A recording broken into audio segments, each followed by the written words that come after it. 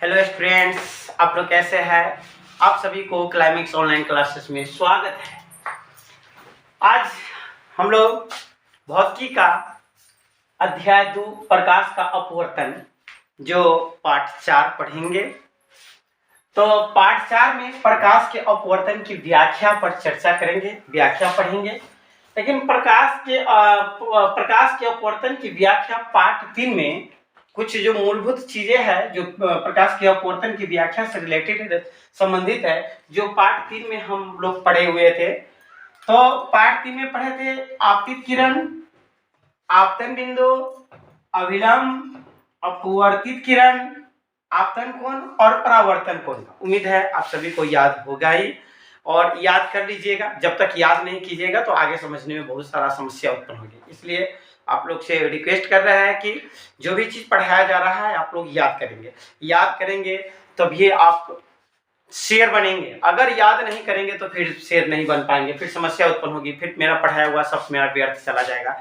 इसलिए आप लोग से निवेदन है, रिक्वेस्ट है कि जो भी टॉपिक आपको पढ़ाया जा रहा है तो आप याद कीजिएगा। अगर आप याद कर रहे हैं तो हमें बहुत खुशी मिलेगी, ठीक है। तो ये सब याद होगा ही। अगर याद नहीं किए हैं तो एक बार जरूर याद कर लीजिएगा। आपतित किरण, आपतन बिंदु, अभिलंब, अपवर्तित किरण, आपतन कोण और अपवर्तन कोण, इसको वो थोड़ा देख लीजिएगा। तो आज हम इससे आगे बढ़ेंगे। तो चलिए, आप ये आगे देख रहे हैं तो पाठ 4 में पढ़ेंगे। तो इसकी व्याख्या पढ़ रहे हैं तो इसमें पढ़ेंगे क्या। जब प्रकाश की किरण जब एक माध्यम से दूसरे माध्यम में जाती है, ठीक है।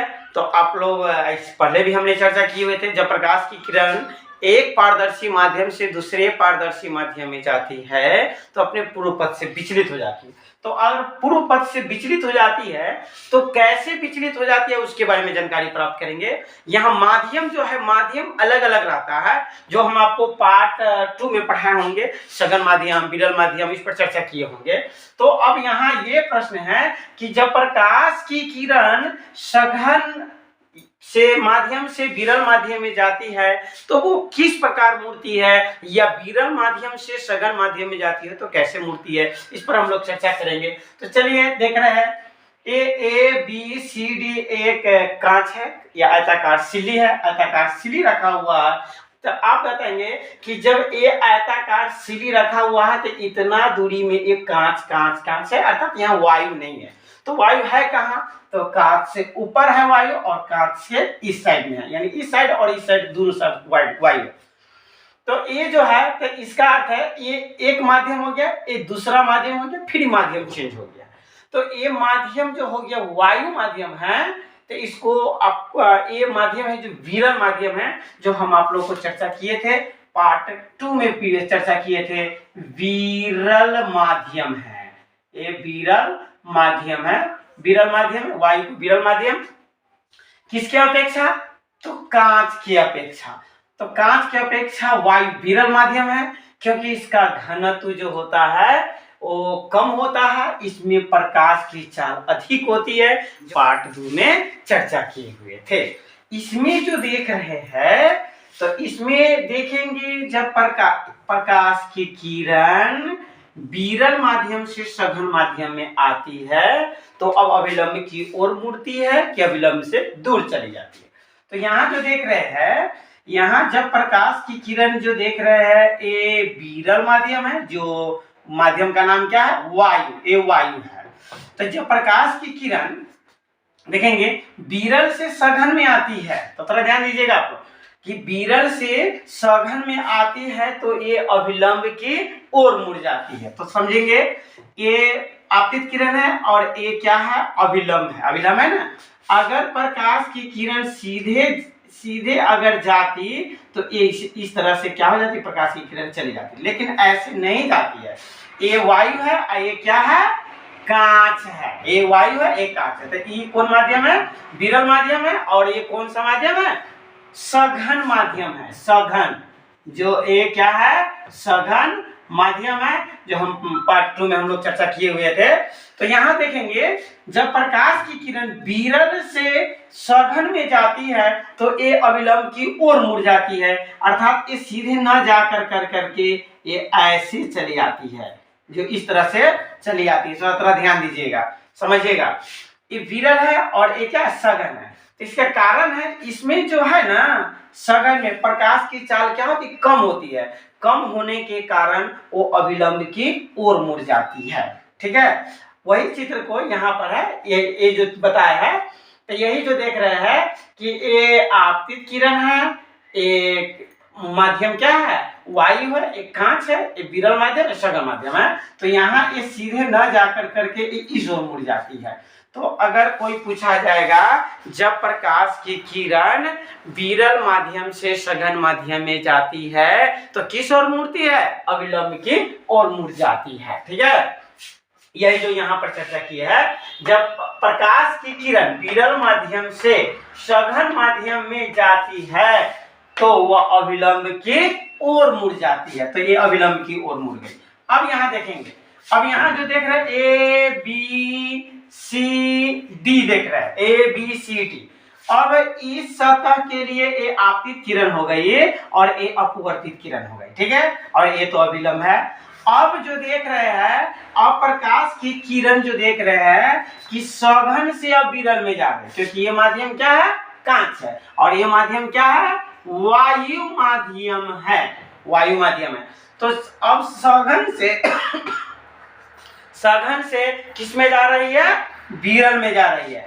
तो अब यहाँ पर अगर ये अविलंब डाल रहा है, ये अविलंब है, देखेंगे यहाँ अविलंब है। तो प्रकाश की किरण अगर जाती तो सीधे तो ऐसे चली जाती, सीधे ऐसा ही नहीं जाती, लेकिन ये इधर ना जाकर के ये अविलंब से दूर चली जाती है। कहाँ चली जाती है, दूर चली जाती है, अविलंब से दूर चली जाती है, जो हम आपको इसमें दिखाया है। देखेंगे, थोड़ा ध्यान दीजिएगा। ये प्रकाश की किरण विरल से जब सघन में आती है तो ये देख रहे हैं, ये सीधे तो ऐसे आती प्रकाश की किरण, सीधे ना आकर करके ये अविलंब जो देख रहे हैं अविलंब की ओर मुड़ जाती है। ठीक है, अविलंब की ओर मुड़ जाती है। अब जो देख रहे हैं प्रकाश की किरण जो है सघन माध्यम से निकल रही है, यानी सघन माध्यम से फिर वायु माध्यम में आ रही है। तो जब ये इस सतह के लिए यानी कांच से वायु में आ रही है तो इस सतह के लिए ये कौन सी किरण होगा, ये आपतित किरण। ये कौन सी किरण कहलाएगी, आपतित किरण, आपतित किरण कहलाएगी, आपतित किरण। और ये कौन सा कहलाएगी, अपवर्तित किरण। ये जो देख रहे हैं, ये किरण देख रहे हैं अपवर्तित किरण, ये है अपवर्तित किरण। तो इस माध्यम कौन, जब प्रकाश की किरण कहां से, कांच से वायु में जाती है तब।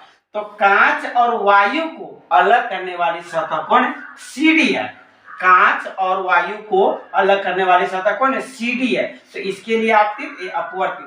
तो अब यहाँ देख रहे, ये किरण इधर आ रही है, ये किरण आ रही है, इस सतह पर पड़ रही है, लेकिन सतह से मुड़ करके अविलंब से दूर चली जाती है। तो यही यहाँ पर चर्चा की है। जब प्रकाश की किरण सघन माध्यम से विरल माध्यम में जाती है तो अविलंब की सरल से गलती लिखा गया, अविलंब की ओर नहीं, अविलंब से दूर चली जाती है। यहाँ अविलंब की ओर नहीं, अविलंब से दूर चली जाती है, अविलंब से दूर चली जाती है, अविलंब से दूर चली जाती है। गलती हो गया था, ये अविलंब की ओर आई। जब प्रकाश की किरण विरल से सघन में आती है तो अविलंब की ओर मुड़ जाती है। जब प्रकाश की किरण सघन से विरल माध्यम में जाती है तो अविलंब से दूर चली जाती है।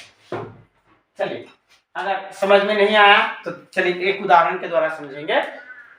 जैसे हम लोग अगर गाड़ी चलाते हैं या साइकिल चलाते हैं, हम सभी अगर साइकिल चलाते हैं तो जहाँ रास्ता जो है अगर फ्री रहता है, खाली रहता है, अगर खाली रहता तो उसमें क्या हो, स्पीड को थोड़ा हम ज़्यादा कर देते हैं, स्पीड को क्या करते हैं, ज़्यादा कर देते हैं। अगर खाली जगह नहीं रहता है, अर्थात संकीर्ण रहता, जहाँ भीड़ भाड़ ज़्यादा रहती है, तो वहाँ पर हम लोग अपने साइकिल की गति को क्या कर लेते हैं, कम कर लेते हैं। सेम उसी प्रकार प्रकाश की किरण के साथ होती है। देखेंगे, तो यहाँ जो देख रहे हैं विरल मतलब खाली खाली जगह है, तो इसमें प्रकाश की चाल अधिक है। और यहाँ जो है भीड़ भाड़, सघन मतलब भीड़ भाड़ है, तो भीड़ भाड़ के कारण वो अपना गति जो है वो अपना गति कम कर लेती, कम करने के कारण किसकी ओर मुड़ जाती है, अविलंब की ओर मुड़ जाती है। और फिर जो देख रहे भीड़ भाड़ से, यहाँ तो भीड़ भाड़ है बहुत ज्यादा, भीड़ भाड़ से फिर अब फ्री जगह अर्थात खाली खाली जगह में वो निकल रही है, तो वो अपना गति को बढ़ा देगी कि घटा देगी, तो बढ़ा देगी। तो बढ़ा देने के कारण ये क्या करा, अविलंब से दूर चली जाती है। क्लियर हो गया? यही चीज को यही है कि जब प्रकाश की किरण सघन माध्यम से विरल माध्यम में जाती है तो अविलंब से कहां चले जाते, दूर चले जाते हैं। ठीक है, तो अब प्रश्न उठता है कि जब प्रकाश की किरण ध्यान देंगे, जब प्रकाश की किरण एक माध्यम से दूसरे माध्यम में लंबवत आपतित होती है, लंबवत आपतित होती है। ये माध्यम कौन है, वायु, जो कौन माध्यम है, विरल माध्यम है। आई माध्यम कौन है, कांच, जो कौन सा माध्यम है, सघन माध्यम है। तो यहाँ जो देख रहे हैं प्रकाश की किरण जो है कि वायु माध्यम से कांच माध्यम में, फिर कांच से कहां आ रही है, वायु में, लेकिन ये क्या हो रही है, लंबवत आपतित हो रही है। तो यहाँ जब प्रकाश की लंबवत आपतित होती है तो बिना विचलन के वो क्या निकल जाती है, सीधी निकल जाती है, जो यहाँ देख रहे हैं। जब प्रकाश की किरण एक पारदर्शी माध्यम से दूसरे पारदर्शी माध्यम में लंबवत मतलब जानते हैं, यानी 90 डिग्री का कोण बनाते हुए आपतित होती है, 90 डिग्री का कोण बनाते हुए आपतित होती है, तो बिना विचलन के क्या हो जाती है, सीधी निकल जाती है। तो आप बताएंगे ये लंबवत आपतित होती है, ये लंबवत आपतित होती है, तो इस स्थिति में आपतन कोण I का मान क्या होगा, 0 डिग्री, और अपवर्तन कोण R का मान भी कितना हो जाएगा, 0 डिग्री हो जाएगा। थोड़ा ध्यान दीजिएगा, यहाँ प्रश्न पूछता है, प्रश्न क्या पूछेगा, जब प्रकाश की किरण एक माध्यम से दूसरे माध्यम में लंबवत आपतित होती है, लंबवत आपतित होती है, तो उसके अपवर्तन कोण का मान कितना होगा, तो 0 डिग्री होगा। ठीक है, 0 डिग्री हो जाएगा। कोई प्रॉब्लम है? चलिए अब हम इस पर इससे संबंधित कुछ क्वेश्चन देख लेते हैं। थोड़ा ध्यान देंगे, जो अभी जो पढ़े हैं यहाँ समझेंगे कि जब ये जो देख रहे हैं इस विरल से सघन में आ रही तो अविलंब की ओर मुड़ जा रही थी, तो आप बताएंगे जो अविलंब की ओर मुड़ेगी तो इस कोण का मान, जो अविलंब और जो अपवर्तित किरण है, तो इसका मान घटेगा कि बढ़ेगा, तो घट जाएगा। इसके बनिस्पत ये क्या है, घट जाएगा। अगर सीधा आती तो बराबर रहता, लेकिन ये इस तरफ मुड़ गई तो क्या हो गया, घट गया। इसका मान क्या हो जाता है, घट जाता है। तो फिर से ध्यान देंगे, अब यहाँ जो देख रहे हैं कि जब फिर सघन से विरल में आ रही है, सघन से क्या आ रही है, विरल में आ रही है, तो अगर सीधे आती तो प्रकाश की किरण ये ऐसे आती, परंतु ऐसे ना आकर के थोड़ा बढ़ जा रही है, तो इससे अर्थ स्पष्ट हो रहा है। ये जो आपतन कोण जो देख रहे हैं, आपतन कोण जो देख रहे हैं, ये अपवर्तन कोण है। अपवर्तन कोण से ये तो छोटा, इसका मान बढ़ गया। तो इससे संबंधित क्वेश्चन पूछता है एग्जाम में, थोड़ा देखेंगे, यहाँ देखेंगे कि इसमें से क्वेश्चन दिया गया है और इसमें से चुनना है, क ख ग घ अपना ऑप्शन दिया रहेगा और इसमें से चुनना है कि आखिर आंसर कौन होगा। थोड़ा ध्यान दीजिए, प्रकाश की किरण विरल माध्यम से सघन माध्यम में जाती है, तो निम्नलिखित में से कौन सा सही उत्तर होगा। अभी जस्ट देखे है, प्रकाश की किरण विरल माध्यम, तो विरल माध्यम में है, देखिएगा ध्यान दीजिएगा, विरल माध्यम में है और विरल से कहा जाए सघन में, तो इस ये जो देख रहे हैं कि इसका कोण का मान I है और ये कोण है, इससे ये छोटा हो गया, तो इसे छोटा हो गया, तो देखेंगे ऑप्शन में छोटा कोण है, तो देख रहे हैं यही छोटा है। कोण R का मान छोटा है, नहीं सॉरी ये छोटा था, ये बड़ा हो गया। यहाँ जो देख रहे हैं ये छोटा है, यानी कोण I का मान क्या है, बड़ा है, और कोण R का मान क्या है, छोटा है। तो इसका आंसर क्या हो जाएगा, क हो जाएगा। समझ में आया ना, यानी कोण I का मान क्या होगा, बड़ा है, कोण R का मान छोटा। चलिए दूसरा प्रश्न है, प्रकाश की किरण सघन माध्यम से विरल माध्यम में जाती है, तो अब देखेंगे ये माध्यम मेरा क्या है, सघन है, और ये मेरा माध्यम कौन है, विरल है। तो सघन से विरल में जाती है, तो यहाँ पर जो देख रहा है आपतन कोण का मान ये क्या, यहाँ छोटा है, यहाँ क्या बड़ा है। तो इसमें से देखेंगे कि आर का मान क्या होना चाहिए, बड़ा होना चाहिए, और आई का मान क्या छोटा होना चाहिए। तो यहाँ जो देख रहे हैं सघन से कहाँ जा रहे हैं, विरल माध्यम में। तो आर का मान यहाँ जो देख रहे हैं बड़ा है, आई का मान क्या है, छोटा है। तो इसलिए इस स्थिति में मेरा आंसर क्या हो जाएगा, ख हो जाएगा। तीसरा प्रश्न है, जब प्रकाश की किरण लंबवत आपतित होती है, तो यहाँ देखेंगे जब लंबवत आपतित हो रही है, अभी जस्ट समझाया है, जब लंबवत आपतित होती है तो आपतन कोण का मान क्या होता है, 0। तो कैसे, क्योंकि आप देख रहे हैं ये अभिलंब, जो आप अभिलंब के बारे में पढ़े होंगे, पार्ट 3 में पढ़े थे कि मतलब करत माध्यमों को अलग करने वाली सतह के किसी बिंदु पर खींचे गए लंब को अभिलंब कहते हैं। तो मान लीजिए कि यहाँ पर क्या खींचा गया, अभिलंब, और इसी पर प्रकाश की किरण आ रही है ना। तो हम जानते हैं कि अभिलंब और आपतित किरण के बीच बना कोण को आपतन कोण। तो अभिलंब तो यही है और आपतित किरण भी यही पर, इसलिए यहाँ पर कोण आई का मान क्या, 0, और बिना विचलन के निकल रही है। तो अभिलंब से होकर ही अपवर्तित किरण जा रही है, इसलिए कोण आर का मान भी क्या होगा, 0। तो यानी दोनों का मान क्या होगा, बराबर। तो मेरा आंसर कौन हो जाएगा इसमें, जब प्रकाश की किरण लंबवत आपतित, जब प्रकाश की किरण लंबवत आपतित होती है तो इसका मेरा आंसर क्या हो जाएगा, ग हो जाएगा। चलिए, उम्मीद लग रहा है कि बहुत अच्छा तरह से समझ गइएगा। तो चलिए अब देखेंगे पार्श्विक विस्थापन पर हम चर्चा करेंगे। पार्श्विक विस्थापन देखेंगे, पार्श्विक विस्थापन जिसको अंग्रेजी में लेटरल डिस्प्लेसमेंट कहा जाता है। तो पार्श्विक विस्थापन के बारे में जानेंगे। तो ये जो देख रहे हैं कि ये मेरा आयताकार सिल्ली रखा हुआ है, तो देखेंगे पार्श्विक विस्थापन बहुत सरल है। ये जो देख रहे हैं ये तो आपतित किरण है, इस सतह के लिए ये अपवर्तित किरण हो गया, ये आपतित किरण और ये अपवर्तित किरण, और इस सतह के लिए ये आपतित किरण और ये कौन सी किरण हो गई, अपवर्तित किरण। ठीक है, लेकिन पूरे सिल्ली की चर्चा किया जाए, पूरी आयताकार सिल्ली जो देख रहे हैं, पूरे सिल्ली का चर्चा किया जाए तो ये कौन सी किरण कहलाएगी, ये आपतित किरण, और यहां से जो निकल कर जा रही है इसको कहा जाता है निर्गत किरण। कौन सी किरण कहा जाता है, निर्गत किरण। तो ये जो देख रहे हैं निर्गत किरण है, ये कौन सी किरण है, आपतित किरण है, आपतित किरण। ये आपतित किरण है और निर्गत किरण है। तो देख रहे हैं कि अगर आपतित किरण को हम आपतित किरण काल्पनिक रूप से अगर हम आगे बढ़ा रहे हैं, और ये निर्गत किरण जो देख रहे हैं, तो ये निर्गत किरण और ये आपतित किरण है, इसके बीच के लंबवत दूरी को, लंबवत समझते हैं ना, 90 डिग्री लंबवत दूरी को ही हम लोग क्या कहते हैं, पार्श्विक विस्थापन या लेटरल डिस्प्लेसमेंट कहा जाता है। इसी को कहा जाता है पार्श्विक विस्थापन। पार्श्विक विस्थापन बहुत सरल है, समझ में आएगा। तो यही यहाँ लिख देता है आपतित किरण। तो ये मेरा आपतित किरण है, तो यहाँ जो देख रहा है, समझे, आपतित किरण और निर्गत किरण। निर्गत किरण तो मेरा निकलने वाली किरण तो यही है, तो इसके बीच के किस दूरी को, लंबवत दूरी को पार्श्विक विस्थापन कहते हैं। तो अब प्रश्न पूछ देता है पार्श्विक विस्थापन का मान किस पर निर्भर करता है, प्रश्न पूछ देता है पार्श्विक विस्थापन का मान किस पर निर्भर करता है। तो पार्श्विक विस्थापन का मान दो बातों पर निर्भर करता है, पहला आपतन कोण, दूसरा क्या हो गया, सिल्ली की चौड़ाई।